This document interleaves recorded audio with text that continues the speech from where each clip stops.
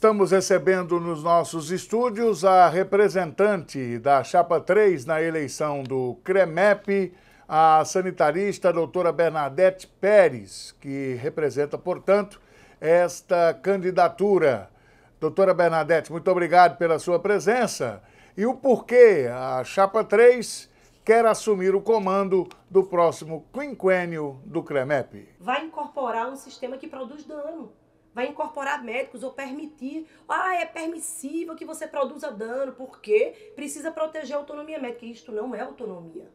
Né? Nossa concepção de autonomia é proteger a íntima relação médico-paciente, pautada no cuidado, pautada na ciência, pautada na relação entre pessoas, mas com base em evidências, com base em práticas terapêuticas regulamentadas pelo CFM e pelo CRM, inclusive. Se fosse autonomia total, não estaríamos aqui discutindo esta eleição com essa quantidade, né, de, vamos dizer, candidaturas, né, que inclusive é fruto da ausência para a proteção da autonomia diante do que a gente viu na pandemia. E só uma última coisa, é importante dizer também que a autonomia do CRM, né, também ela é relativa. O CRM não pode se omitir, não pode negar, não pode publicar uma nota depois de todos os estudos concluídos, né, em julho de 2020, dizendo, olha, está autorizado, usem a cloroquina, o ato médico é protegido. Isto também não é permitido constitucionalmente. Então, a autonomia da entidade também é relativa, como a nossa. A autonomia da imprensa é relativa, a minha autonomia como professora é relativa, eu não posso fazer tudo com o meu aluno, né? Eu tenho uma base, não só legal, mas uma base pedagógica, uma base de pactuações, uma base de contratos e compromissos com as pessoas que têm que ser respeitadas para o avanço civilizatório. Não atraso civilizatório, mas fazer a gente caminhar para frente. Estamos no Manhã da Clube, fazendo as entrevistas com as chapas concorrentes ao quinquênio do CREMEP, o Conselho Regional de Medicina no estado de Pernambuco. A votação que vai ocorrer na próxima segunda-feira e também na terça-feira, 14 e 15 de agosto. Portanto, também estamos no YouTube do Diário de Pernambuco, fazendo essa prestação para a comunidade médica, porque não só diretamente a comunidade médica, mas se é para o médico, interessa à população. Não é? Doutora, muito se elogiou durante a pandemia e me parece que foi uma questão unânime por parte dos especialistas, que são os médicos, independentemente se é um sanitarista, se é um ortopedista, se é um cardiologista, se é um ministro da hora da pasta. Inclusive no Brasil tivemos ministro que não era médico. Me parece que o único que deu certo foi Zé Serra, sem ser médico, porque quem entrou sem ser médico não deu certo até agora. Muito elogiou-se o SUS. Não, é um grande sistema, foi uma grande sacada da Constituinte de 88. Mas ele continua sem atender a ponta. Ele continua sem chegar em quem precisa. O indivíduo, o cidadão, a cidadã espera um ano para fazer um exame, espera um ano, 6 meses para fazer uma cirurgia, aí dá o azar de um protesto, por exemplo, como a gente tem sempre por aí, de perder essa consulta.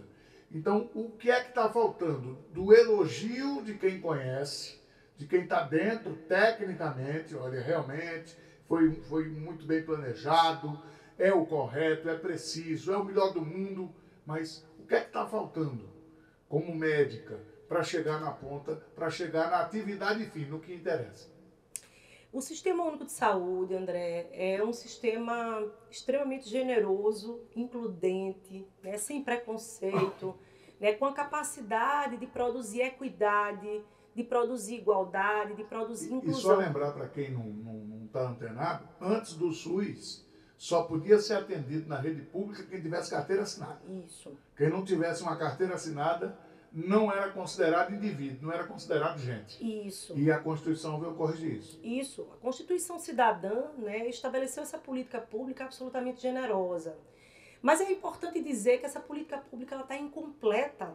Ela não se completou. Né, em que pese mais de 30 anos que a gente comemora o sistema, comemora a Constituição Cidadã, que é inegável os avanços, e estamos aqui falando de um CREMEP, né, também incorporado com essas atribuições constitucionais, mas que o SUS não se completou ainda. Ele está incompleto enquanto política pública, cronicamente desfinanciado, cronicamente disputado, né, cronicamente pouco protegido.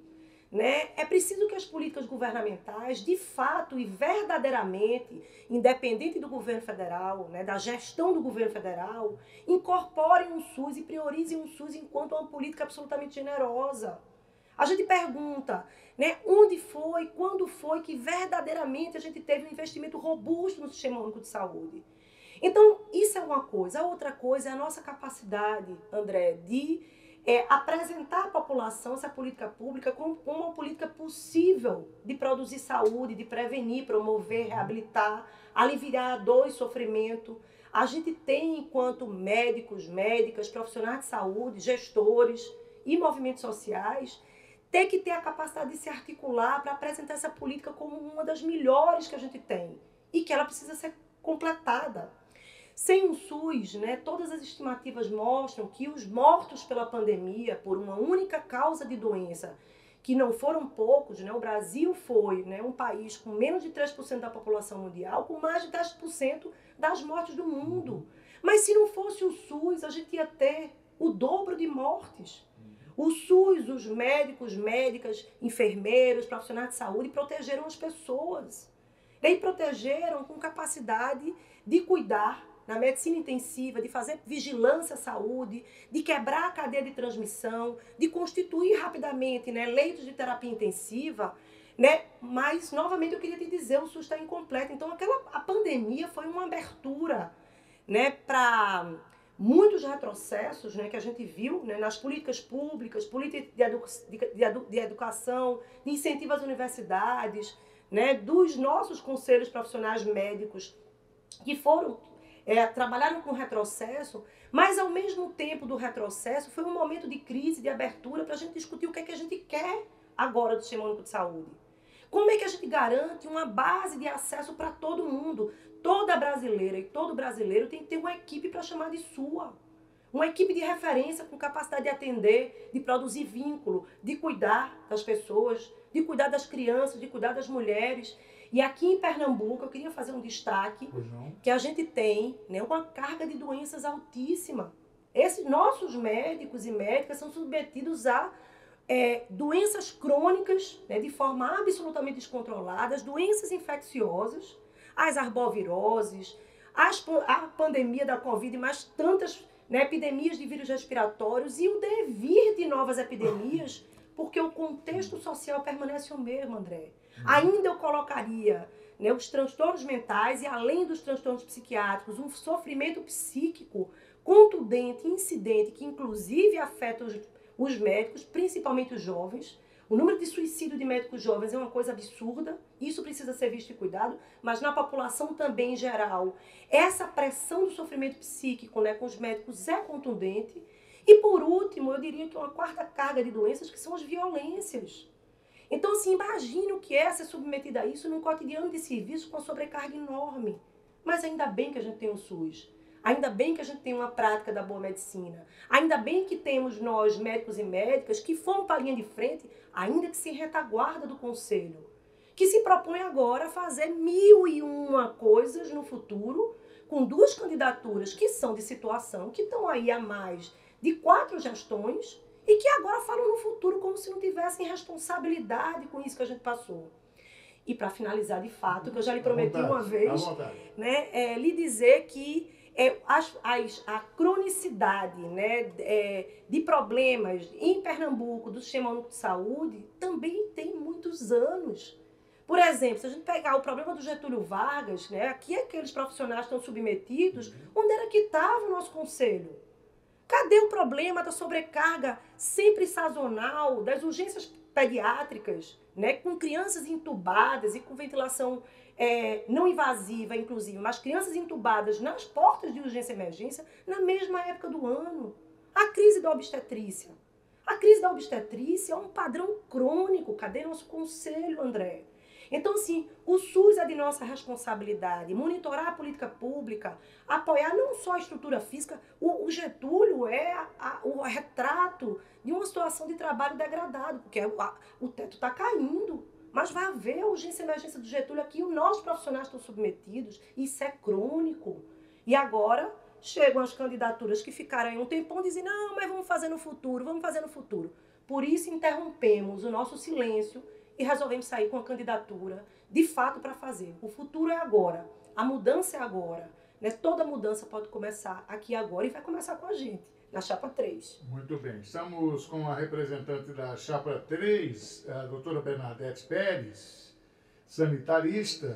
Lembrar mais uma vez que a votação da eleição do CREMEP, a eleição, na verdade, segunda e terça-feira.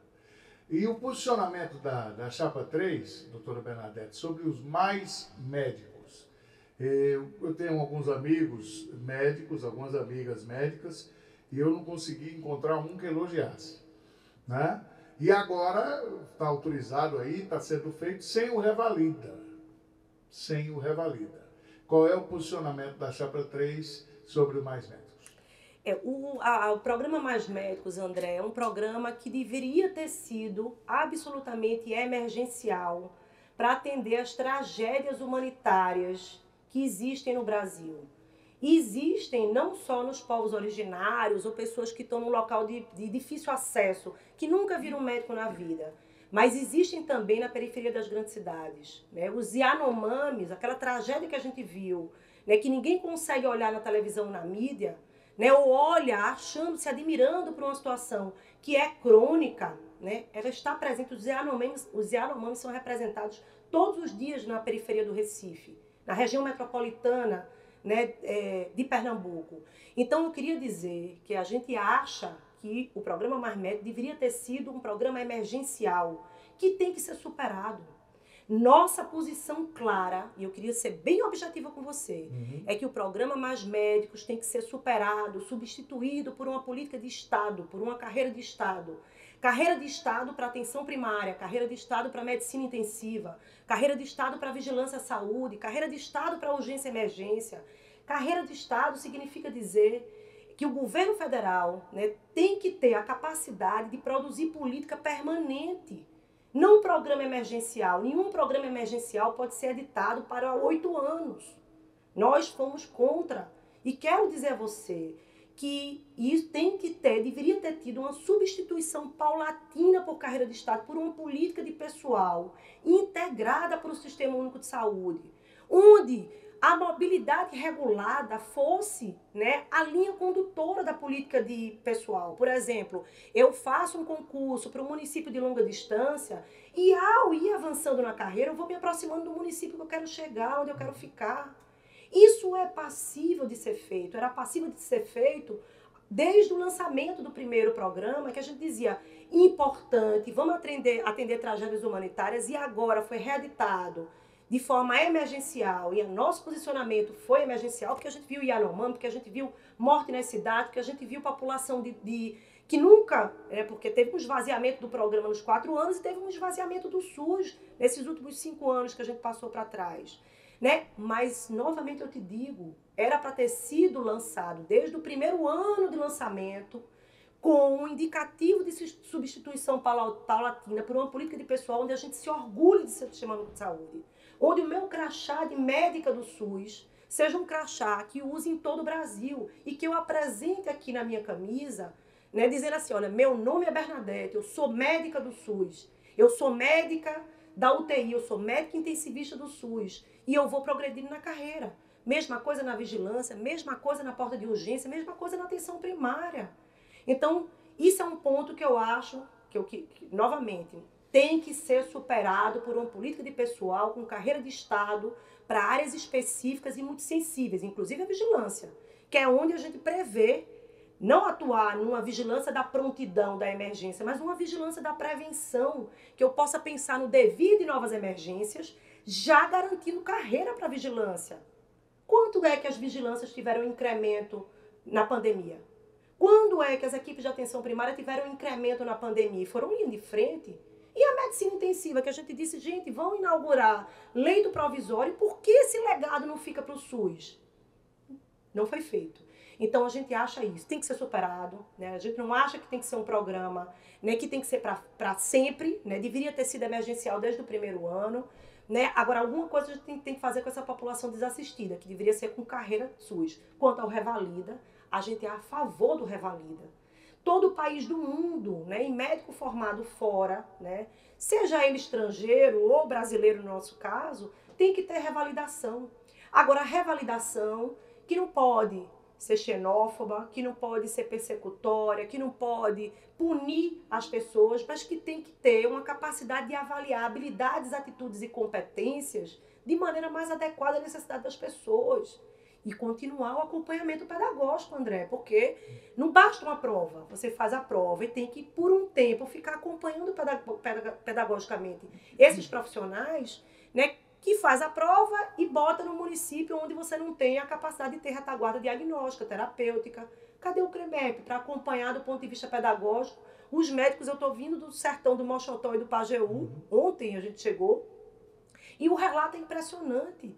Olha, vieram aqui para mim, eu no município de 15 mil pessoas, exigi uma escala de transferência para paciente grave. Eu sou o único médico de plantão. E o CREMEP abriu o processo, me punindo, ninguém me escuta, ninguém me ouve. Eu chego lá, procuro um conselheiro, ninguém quer me ouvir. Eu não tenho retaguarda diagnóstica, não tenho terapêutica.